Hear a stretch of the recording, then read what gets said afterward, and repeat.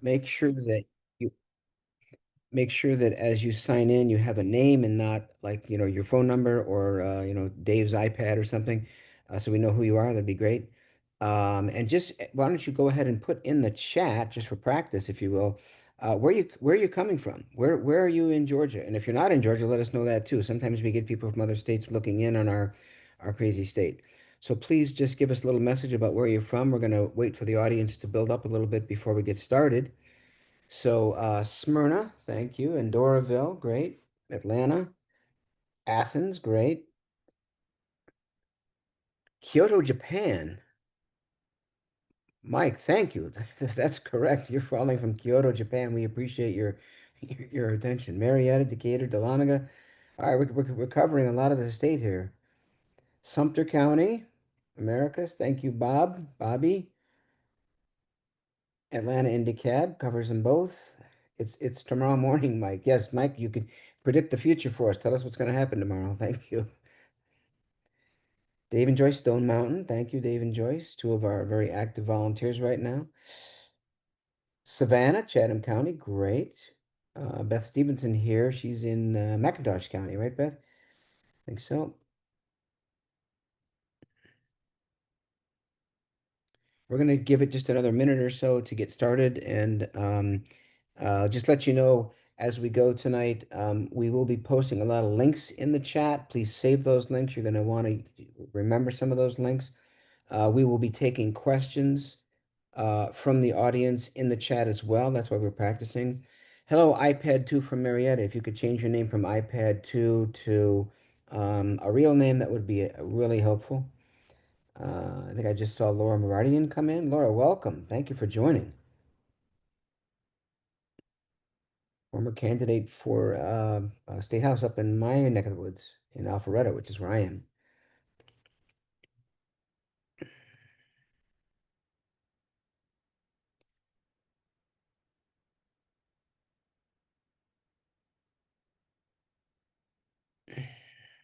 All right, I think we're getting close to start time here, 7:05. How many folks do we have right now? Let's see. We have 29. about 29. Okay, well that's a decent quorum. I think it's 7:05. So in the interest of making sure we finish on time, we're going to start here. And again, thank you very much for joining. Again, as you join, please feel free to post in your chat where you're coming from. And just to let you know, again, put your questions in the chat as we go. You can note the slide number in case you want to ask a question about a particular slide.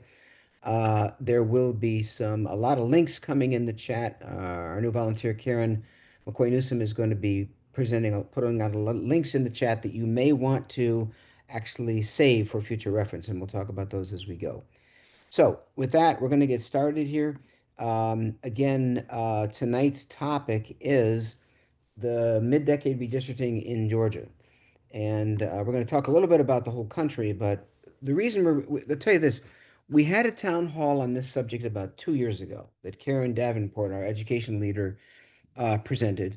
We're revisiting the subject now because of what's going on in the rest of the country and because of what may happen in Georgia in the coming months and year. And so we wanted to revisit this subject, give you an update on it, and we'll present some new information. I will tell you that this is partially a story about the past, but a good chunk of what we're going to be talking about tonight is some actions we want to take. We are trying to get up. I'm going to give you a spoiler alert. At the end of this presentation, we're going to be talking about a ban on mid-decade redistricting that we are hoping to get passed in next year's legislative session. And you will all have a chance to help with that effort. We're going to talk about that as we go through. This is kind of an introduction to that subject. So, mid-decade redistricting in Georgia is our subject. Now, we're going to cover what is it, how is it harmful, how often does it happen, how does this even permitted in Georgia? That's one of the key questions. How is it even permitted? Can it be fixed? We think the answer is yes.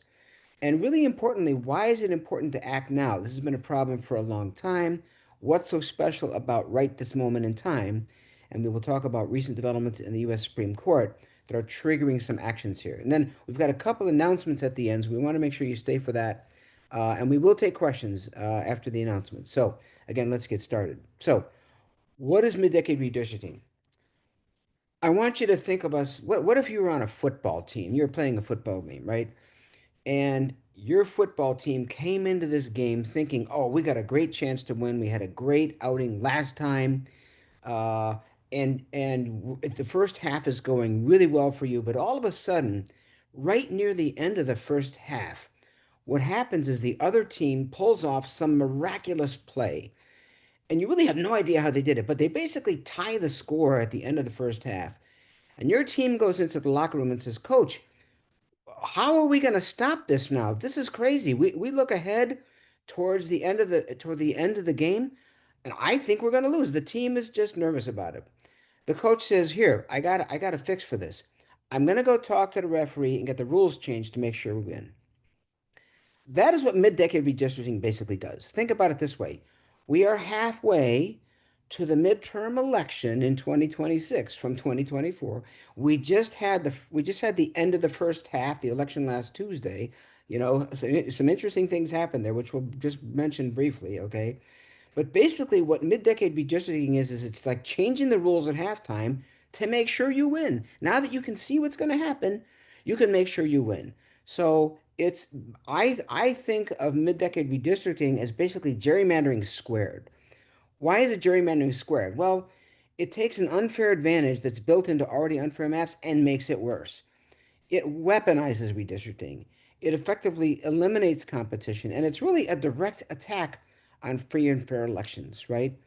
And so the way I think about it is, you know, if you only believe in democracy when your team wins, well, you don't really believe in democracy. But that's what's happening with mid-decade redistricting, okay? And so that's why we hate it, and that's why we are absolutely out to ban it as quickly as we can. Um, Mid-decade redistricting has plagued Georgia since 2006, right? So does this happen in Georgia? You bet it happens. I mean, you've heard all the news about other states doing this right now.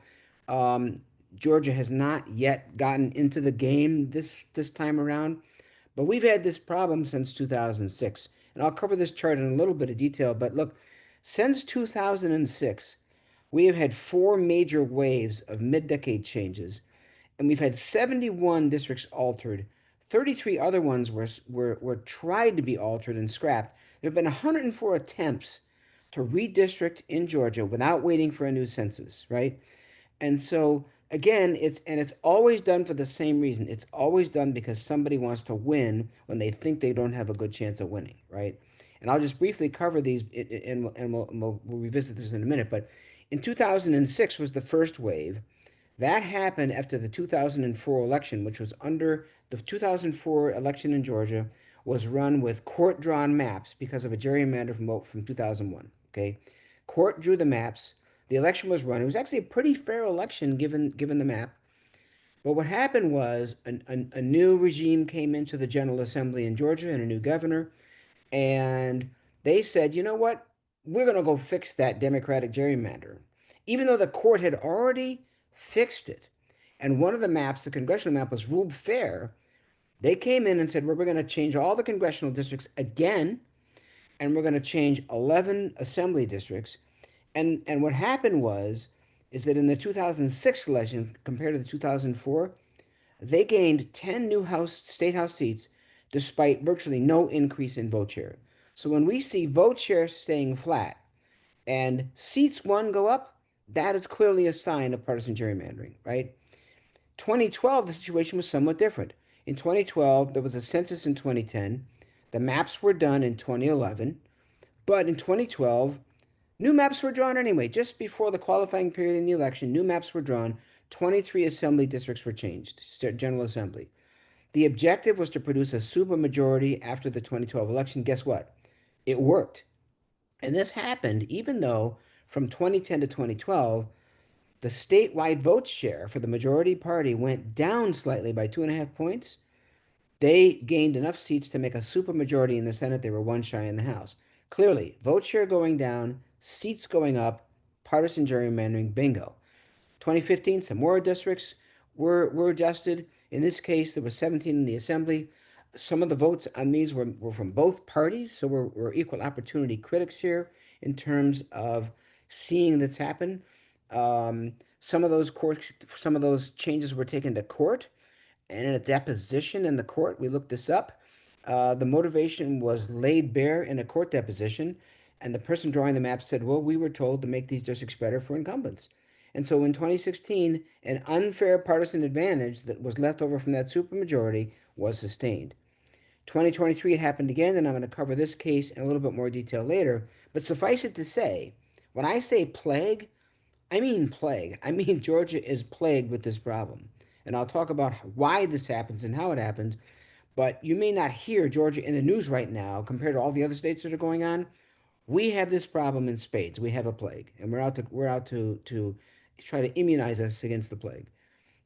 Now, it turns out that Georgia is an outlier from all the states in the country when it comes to allowing mid-decade changes for state legislative maps. And I want to say that one of the links that's going in your chat either just a minute ago or now is a two-page flyer, a document that you can print or distribute on your own, a PDF file that has all the detail behind the chart I just showed and this particular map. So you have access to all this information, and we're going to be asking you to do something with this in a few moments.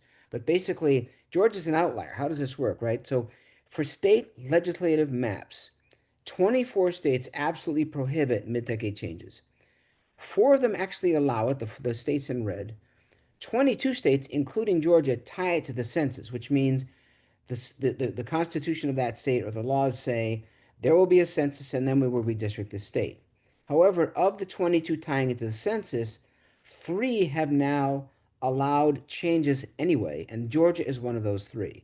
So if you look at this map, you can say that there's probably, four states that explicitly allow it by law, another three where it's technically tied to the census, but it's now allowed. So there's seven states in the country where mid-decade happens a lot for state legislative maps. We're one of the outliers. We're one of the outliers.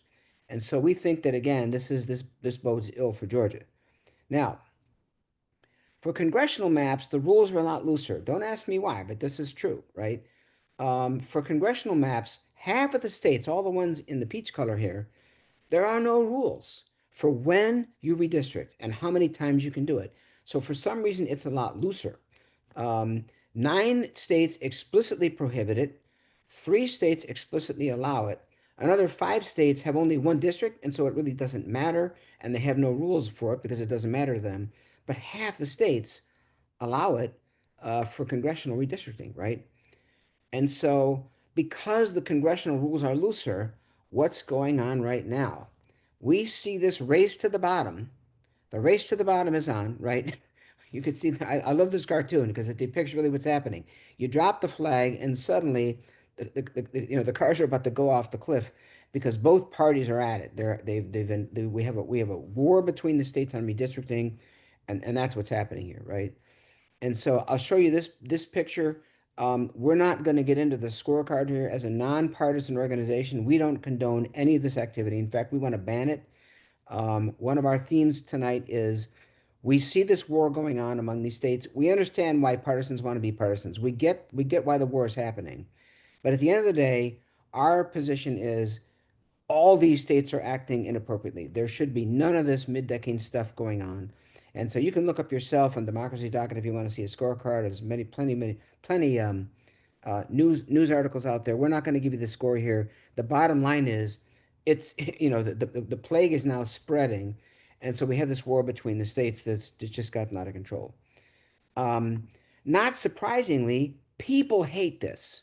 Here's a poll from an organization called YouGov that does a lot of public opinion polling from August. This poll was taken just after the war started, okay? Just after the war started. And what it says is that among US adult citizens overall, 75% of people now think that gerrymandering is a major problem. It was only 66%, which is still a big number 3 years ago, but people are basically up in arms about this problem. And this is true across the board. Democrats, independents, even Republicans, all political leanings are seeing that gerrymandering is really a major problem. It's not just one of those annoying things. It has become a major problem. So if there's a silver lining to what's going on right now across the country, it's all of a sudden gerrymandering is back in the news. We in Georgia want to take a new position. We want Georgia to stand up and say, you know what? We think this is a problem. We would like Georgia to be a leader nationally and ban this practice. Let's just stand up and say, enough is enough. We want to ban this practice, right?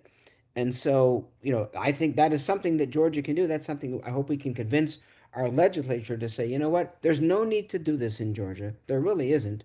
We understand the temptation, trust me.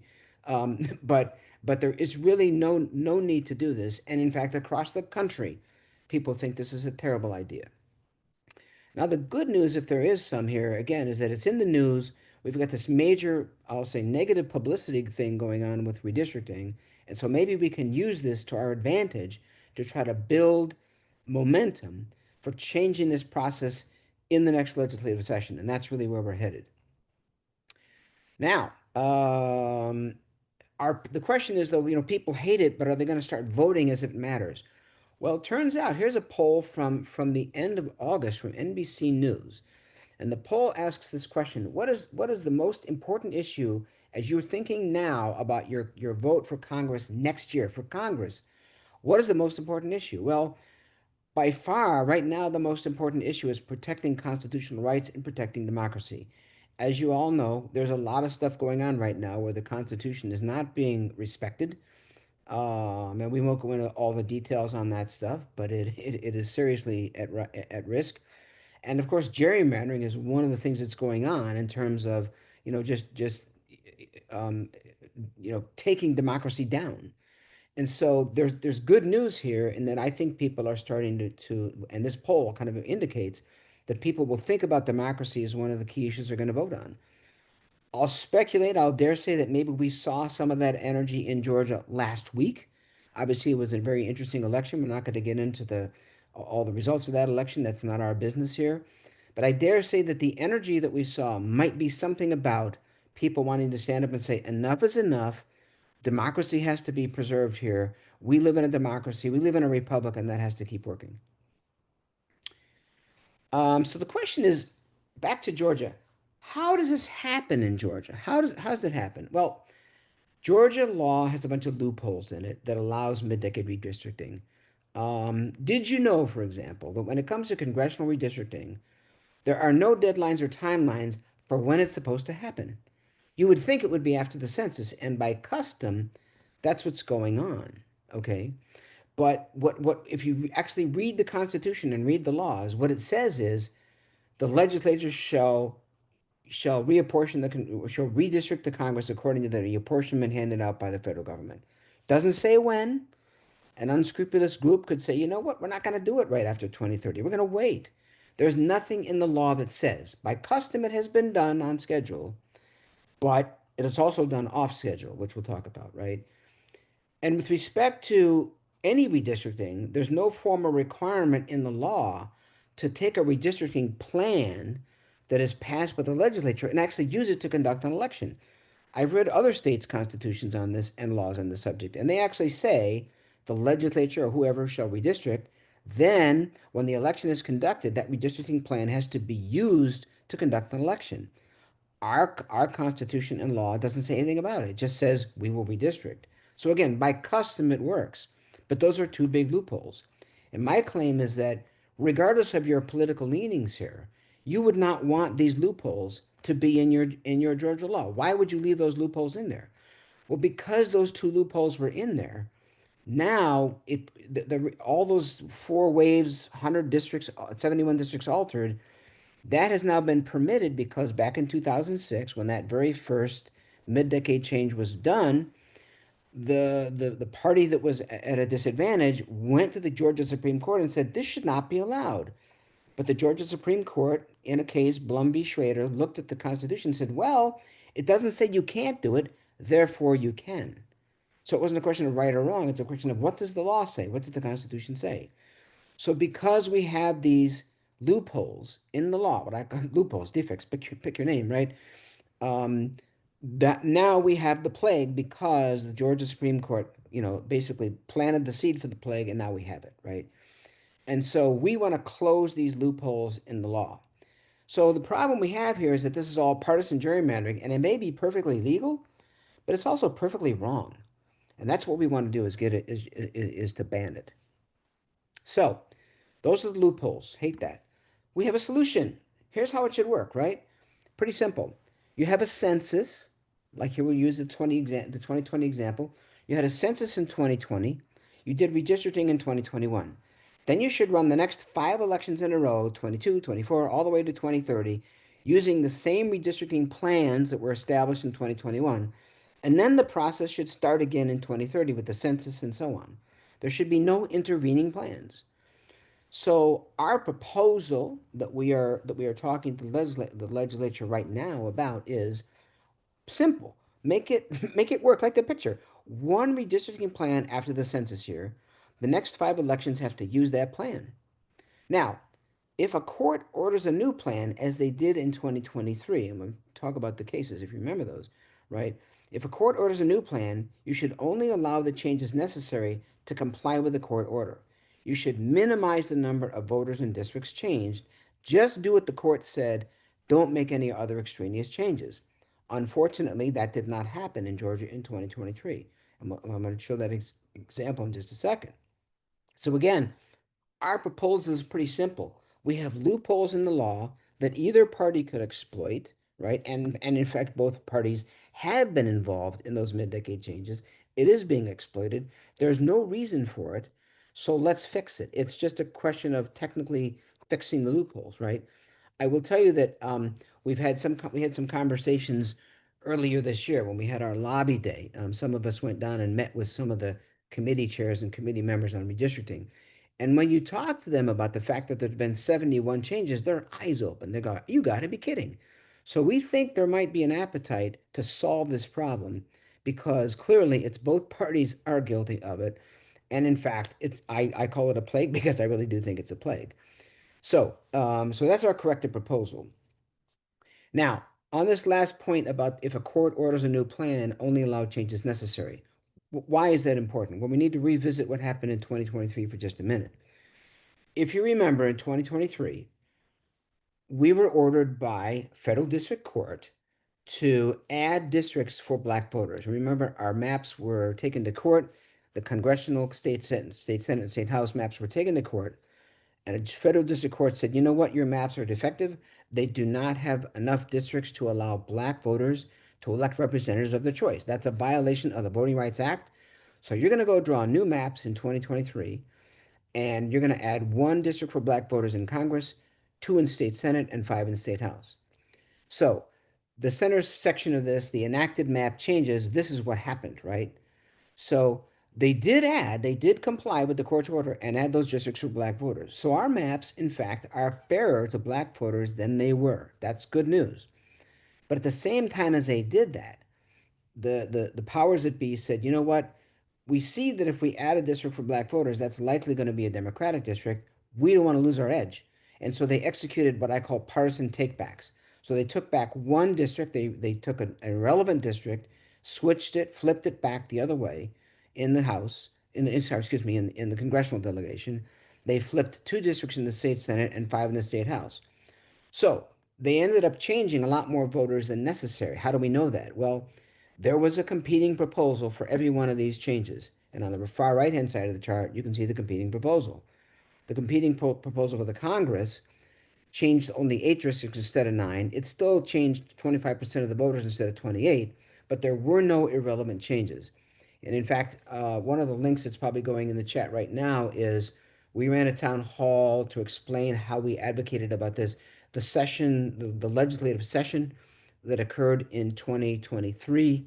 Our organization was down there at the Capitol discussing these maps, presenting our scorecards for these maps, talking about the fact that they added these partisan takebacks.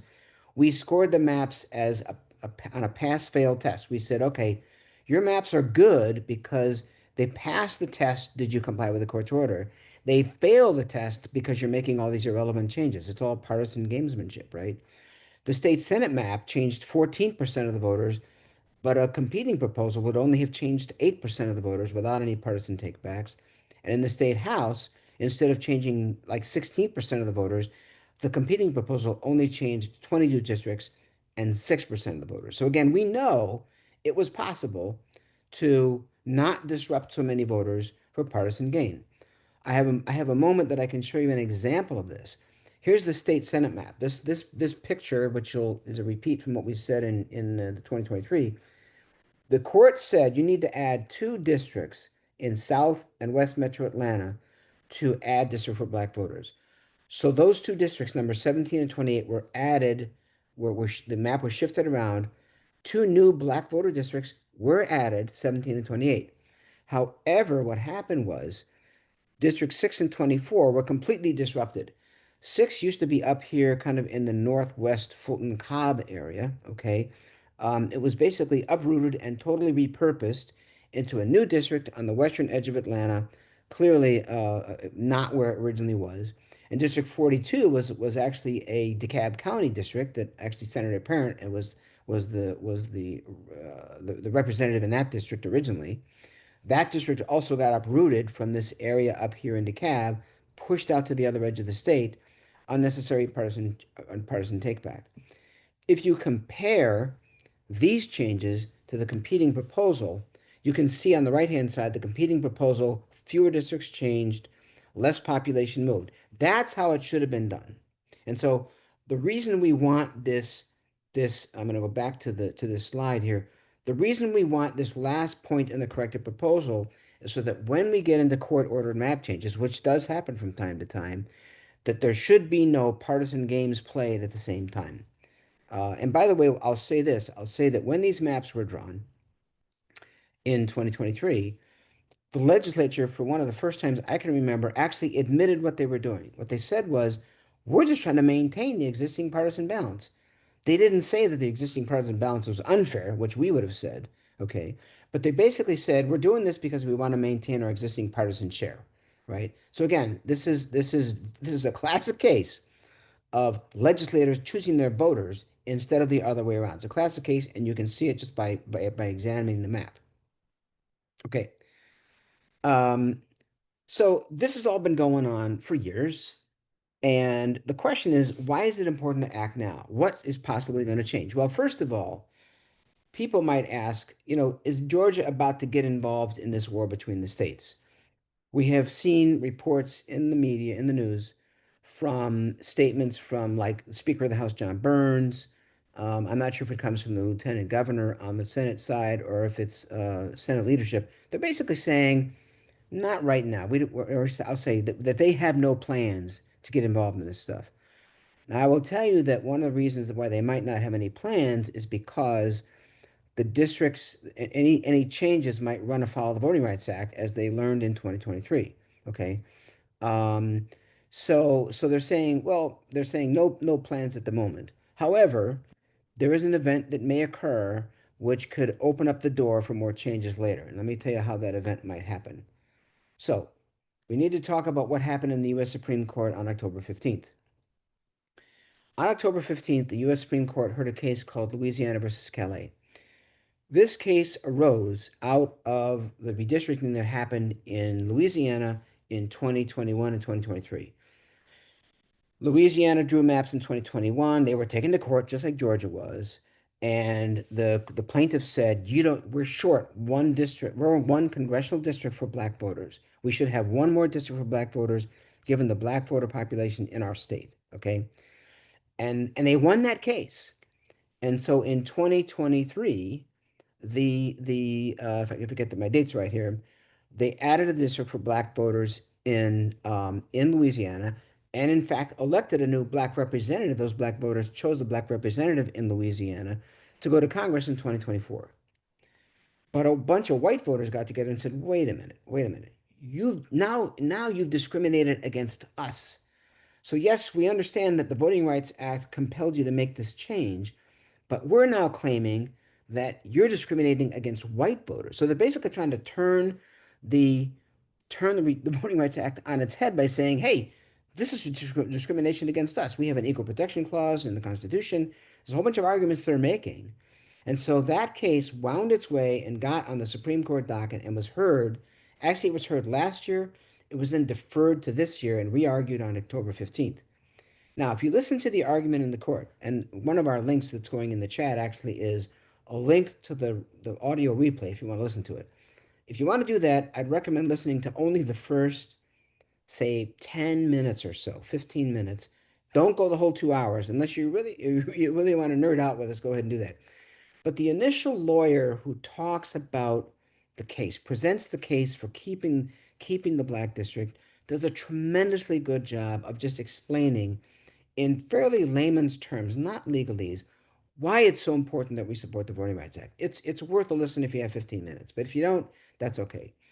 Um, the arguments that the court is considering, the sort of two arguments that we heard kind of bubble up in this 2 hour hearing.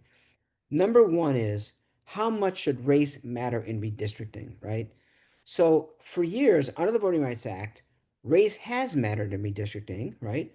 Because that's how you correct when you have defective maps that are disadvantaging voters of color, especially black voters in this country and especially in Georgia. It has been allowed, and it was confirmed in 2023 in the Alabama case, right? And so it was always said that race could be considered. However, there are other cases that say, but it can't be the predominant factor. You can't go out and explicitly say, I'm drawing a new district. This is for black voters. You can take race into consideration along with other redistricting principles like compact and contiguous and, fair to everybody and taking account of communities of interest, right? Um, but race can be allowed. It is allowed, and it was confirmed in 23, but it can't be the predominant factor. This court is now asking, and I say this court, I think you can guess which six justices are asking this question, okay? Is asking, well, should it still matter? How much should it matter, right? The Voting Rights Act clearly says that it does and that it should. The second question that they're asking is very interesting. It says, well, should there be a time limit on this? We've been doing this for 60 years. At what point do we stop thinking about race in redistricting, right? Well, it turns out that there's a couple different sections of the Voting Rights Act. The pre-clearance section, which was section 5, was actually renewed for 25 years in '06. Should have been good till 2031. But it was struck down in 2013, if you remember the case Shelby versus Alabama, right? Or Shelby County versus Holder, excuse me. And in that case, the court said, you know what? This pre-clearance regime is outdated. The formula is outdated. We're not going to let this happen anymore. So they basically struck down the formula for pre-clearance, not the idea, but they said the formula is obsolete. You want to fix the formula, Congress, go ahead, but we're calling a halt to that function. Now, that's Section 5. Section 2, however, of the Voting Rights Act was never time limited. Section 2 is how today's cases are being argued. The Georgia cases that we got done in 2023 was Section 2. Section 2 says you cannot disadvantage voters of color. When you draw maps, when you do any other procedures in voting, you can't disadvantage them. Section 2 was never time limited in the first place. And yet here's the court, again, we can tell you who's asking this question, is thinking, should a time limit apply? My claim will be, and I'll just predict, if I'm not going to predict, but I'm going to say, if the court decides that Section 2 is be time limited, they're basically making up a new law. I don't think they should do it. That's my opinion, but they don't listen to me, right? Our concern here is that because the court heard this case twice, once last year, once this year, they are considering a sweeping change, not a state-specific ruling. That's what I think may go on here. So we're very concerned about what happens when that happens. Certainly nationally, that has major implications, but in Georgia's implications. Now, why in Georgia? Well, the cases that were won in 2023 are being appealed. They're being appealed by both the plaintiffs and the state. The plaintiffs are basically arguing that the new districts that were drawn by the legislature included voters. Too many of them came from existing black districts, and many black voters who could have been brought into new districts were left out. Basically, the plaintiffs are saying what you did was not good enough. You should have had additional black voters brought into those new black districts instead of reshuffling the existing voters. That's the plaintiff's appeal. The state's appeal pretty much follows the Louisiana deal. It says race-based redistricting should no longer be necessary. Georgia has made tremendous progress. We have a very large black caucus in our state house. We've elected black representatives. Black voters have access to the polls. Therefore, it should no longer be necessary. They're basically piggybacking off of the other cases like the Louisiana case. There's another argument that they're making, which is off to the side, which is that they don't think that individual voters should be allowed to sue only the Department of Justice. That goes against 60 years of precedence. There's another case finding its way through the court. Don't know how they're going to rule. The big danger is that the court would rule, in a worst case scenario, the Supreme Court could take this Louisiana case and say, you know what? We think race-based redistricting should stop or be limited. Now, if that's true, then it's possible that the state's appeal would be granted, which would mean the state would be relieved of the burden it imposed in 23. My meaning Georgia's appeal would then succeed, and the state would be told, you know what? You drew those maps in 2023 because the court ordered you to. We are hereby vacating that court order. You are relieved of the burden. What that means is that the state would be allowed to redraw a map, but they would probably not be ordered. The court probably wouldn't say, you must draw a new map. The court would probably say, relieved of the burden, act appropriately. If the court allows that, and if we come to that point in time, any redrawing of a map will be an optional mid-decade change, which is why if we can get a mid-decade ban enacted before this happens, then we have a chance of avoiding a redraw of the map because the legislature says, hey, you know what? Now we don't have to do race-based redistricting. We can make all sorts of fun changes. Guess what? Guess who would be advantaged by that? The majority party, right?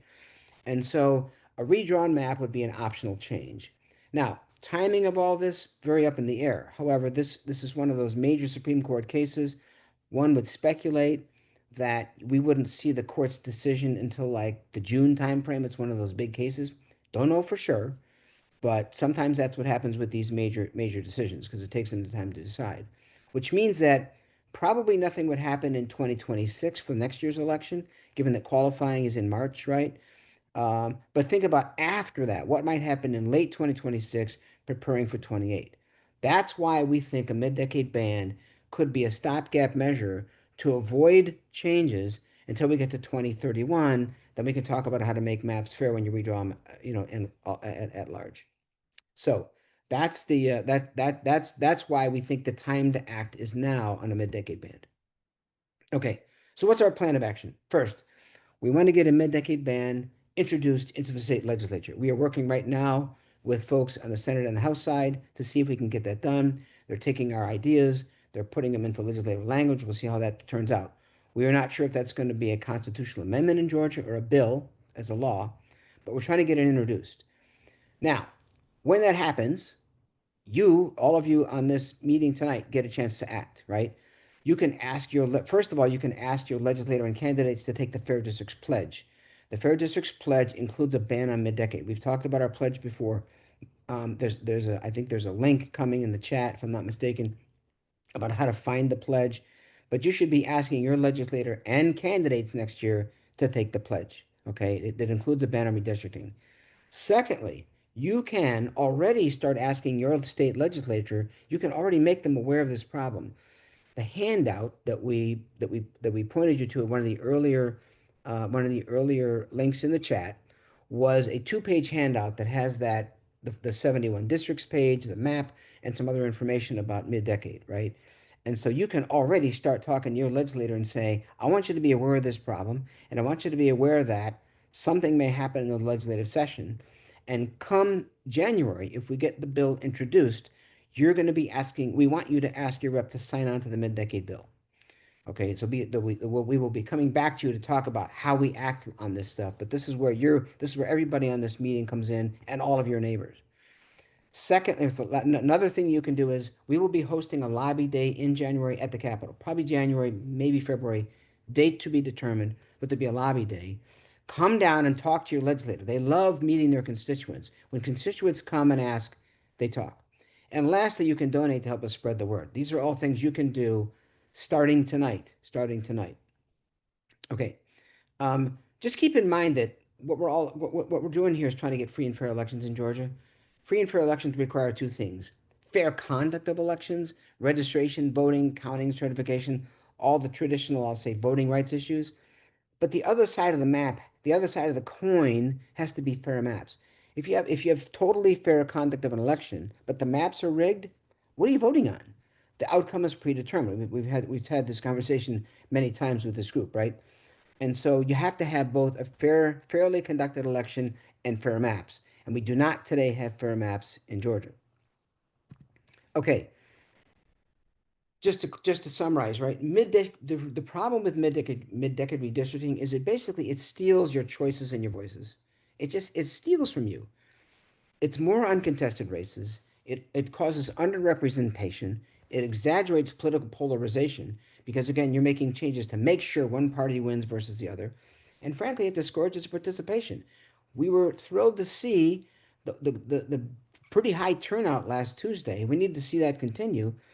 But at some point, if you keep making if you keep predetermining the outcome of the election in terms of your state legislature and your Congress, people are going to get discouraged.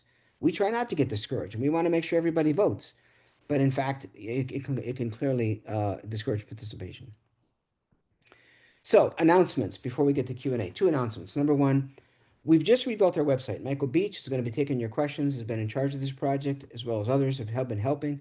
But there's a new website out, fairdistrict.ga.org, same location, but it's all new. Hopefully, it's easier to navigate, and there's some good information out there.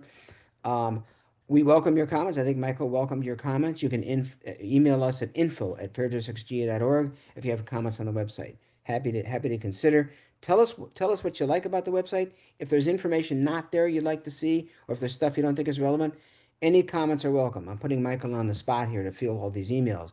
But again, please visit our new website. We're excited by the design. We think it's a very nicely done piece of work. Secondly, I talked about donating. We need your support. Here's an article from Bloomberg News just a couple days ago, right? There is major money flowing into this redistricting fight across the country. 120 some million dollars went into the California fight. Tens of millions going into other mid-decade, or I should say, um, uh, the midterm elections. And one of the things they're doing is bankrolling map changes, right? So we are up against some pretty heavy donors, right? Um, there's a quote in this article I'm just going to read to you that says Adam Kincaid, who's the executive director of a partisan redistricting organization, says if you're looking for a return on your investment, redistricting is second to none.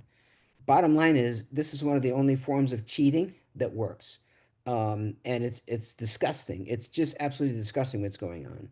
And by the way, both parties are doing it. So I picked a Republican quote, but in fact, as we saw on the map, the red and blue map, multiple states are involved.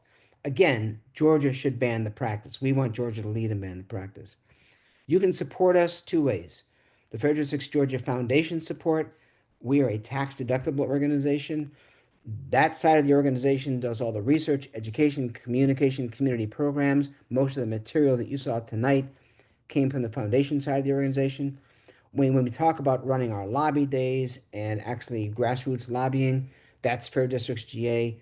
Um, Again, if you go to fairdistrictsga.org/support, you'll have a choice whether you want to do a tax deductible donation to the foundation or a donation that supports advocacy and lobbying. Look, we welcome your support no matter which way you choose, but we really do need your support here because we are up against some pretty deep pockets and deep pocketed players. Okay. Um, I think at that point we will stop and do Q&A, and then I will close with one more slide. If you have questions in the chat, we'll take them. I can bring up slides again if we need to take them. So let's bring Michael into the picture and let's take your questions. Okay, so first of all, let's talk about, can you summarize, the two existing legislation submissions in the Senate, SR 58 and SB 114, so people know what is actually in play in the legislature, as well as our potential for banning mid-decade? Yes, Michael, thank you for that question. So there are two pieces of legislation already pending. One, and you're going to help me on the numbers, but the first one, SR 58, I think it is. SR 58, right? Yes, SR 58 Yes. is the citizens redistricting. Yes. So that's been pending for several sessions, but it's still pending in this legislative session, introduced again in January of this year. That is a constitutional amendment that calls for a citizens commission to do redistricting. It's the right long-term solution because it takes redistricting away from legislators, grants it the power to an independent citizens commission who draws maps. It adds standards. These people are drawn from citizens. from a group of citizens who sign up to try to be part of it. It's not supposed to be beholden to any political parties. The citizens cannot consult with political parties or use political data in terms of the way they make the map. So it's supposed to be a politically neutral way to make maps, and it turns the whole matter over to Citizens Commission. It requires a constitutional amendment because the Constitution today gives the power to the legislature to draw maps. The other bill, SB 114, is in the Senate, not yet in the House. It's called the Transparency Act. And what it says is, regardless of who draws the maps, we want more hearings. We want more data released when the maps are released. We want more chances for citizens to comment. We want hearings across the state, not just at the Capitol, when maps are released. So today it's just, there's not enough opportunity for citizens to comment, and they don't release much information. They release the minimum amount of information about the maps. We want to see more information released so that citizens can understand the maps, comment on them, and feedback to the legislature. So those two pieces are pending, and we obviously want to keep pushing on those. But we think we have an opportunity this coming session, this coming January session, to try to add the mid-decade ban because it's getting so much publicity across the country. Yeah, so two things. First of all, for folks, please let us know about any future topics for town halls that you want us to explore, and put your questions in the chat. But I was thinking we want to hear from you, Ken, about um, how can we build a bipartisan coalition to fight gerrymandering in Georgia? Obviously, the folks on this call are potentially very technically oriented in that, but to change things long term, how do we build that statewide coalition? Which thoughts have you got there? That's a really, really good question. I think that we need to start coming to communities. We need to start doing community-based meetings where folks on this call, for example, if you're watching this meeting tonight, we would encourage you to get a community meeting in your community. You can present this information or invite one of us to come. We'll get on the road and come, or do it on Zoom, whichever you want, right? We need to start building more support at the community level so that when people in a community approach their legislature and say, um, uh, we want to make sure you're aware of this problem and start making these changes. It comes from constituents, not from, Ken Lawler and Michael Beach. We want it to come from constituents, right? So we need to do more community-based organizing. We've done a little bit of that, but we need to do a lot more. Meet with your legislators locally, invite us to come, get a community organization together. Set up. We don't do it. We don't have a chapter structure, but we would welcome anybody who says, "I'm going to set up a little community in my location, right? In which I'm going to hold meetings and I'm going to make people aware of this. And so when the time comes to act, we have people ready to go. We will be reaching out to you, most likely in maybe perhaps in our December newsletter, more likely in January, about the actions we're going to take to try to get folks to convince legislators to get this change done, right? And there will be opportunities to get involved, whether it's postcarding, calling, emailing. We'll give you all the options available, but again, the more people at the community level, the stronger the message is. Thanks, Ken. We've got another question here about, can you talk about efforts in the US Congress to address redistricting? Sure. There have been bills pending for a while. There is a bill pending. The John R. Lewis Voting Rights Advancement Act has been reintroduced. We're proud to say that our Senator Warnock is one of the key sponsors of that on the Senate side. Um, that would ban partisan gerrymandering. It would ban mid-decade redistricting.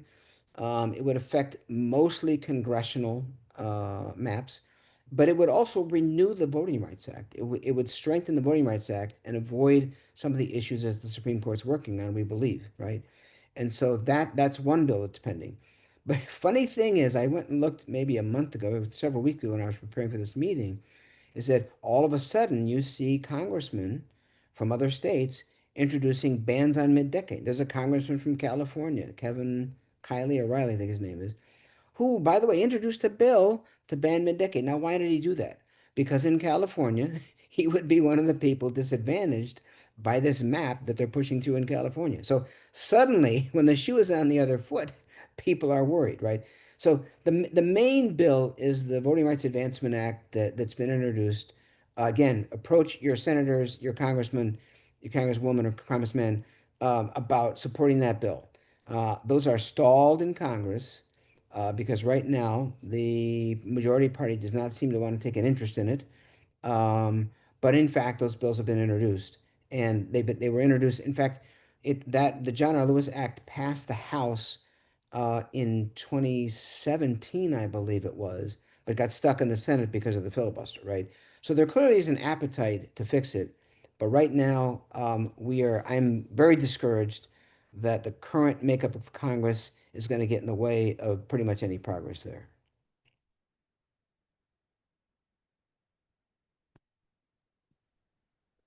So another question's come in about, why would the party in power in Georgia agree to a mid-decade ban or any other limitation to address gerrymandering? Question we heard just on Friday. Well, I think that there's a couple ways to think about it, right? I mean, clearly the folks in the majority today not very interested, right? I think there's a couple reasons. Number one is we're presenting this not as a trick to get more Democrats elected. We're presenting this as um, it's loopholes in the law, and both parties can exploit it, right? So just on a good governance basis, you shouldn't have these loopholes in your constitution and your law, first of all, right? Second of all, I think I'll lay you odds that out of the 236 members in our assembly, maybe five understand how bad the problem is. Maybe five understand the 71 districts that have been altered. They're just not aware of it. So I think the combination of making them aware of how bad it's been, the fact that there have been literally, people in the legislature have tried to do horse trades where they say, okay, I'm a Democrat, you're a Republican. I have a precinct that doesn't vote for me, and you have one. We border. Let's swap precincts. Some of those bills get shut down. In fact, this group got involved in some of those efforts, right? And that's just it's nasty stuff, and it does get stopped, right? So there is some appetite for it, right?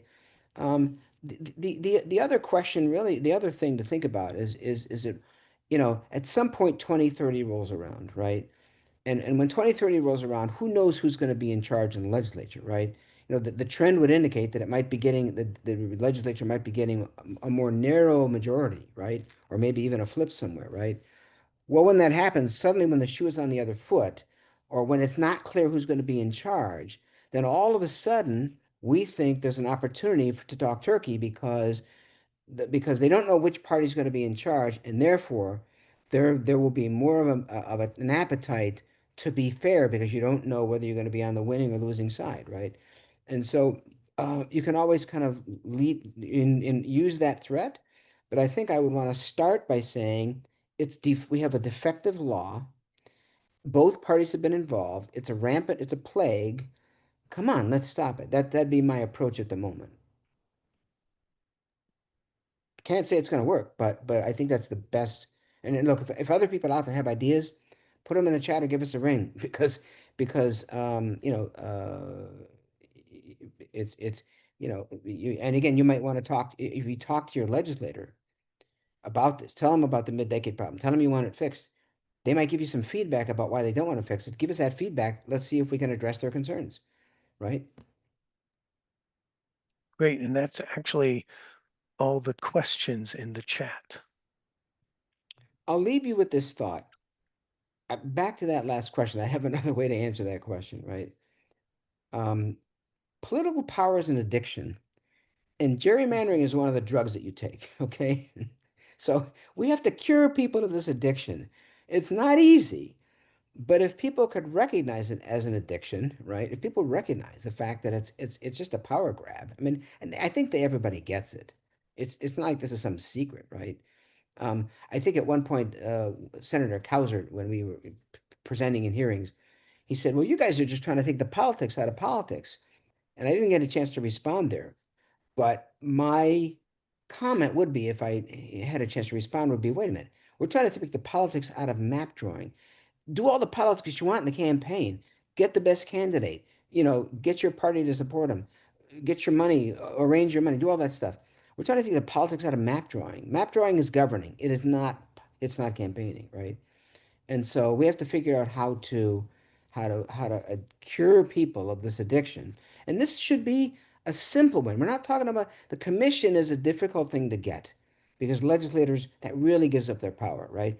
This is a simple fix the defect argument in my view. That's how I think we would approach it and see where we can get. So And there's another comment here just about, yeah, we need a governor who's a Democrat so that they don't approve gerrymandered districts.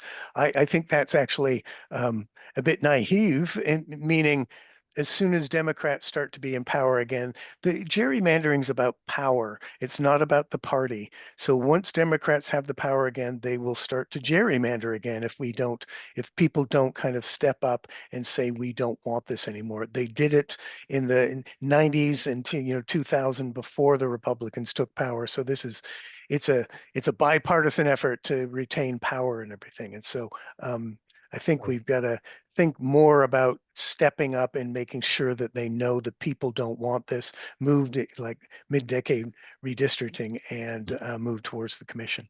Go ahead. Yeah, and I think that, I showed that survey from NBC News that says, voters are starting to take into account democracy. I think voters need to start going to their candidates' events and saying, redistricting matters to me.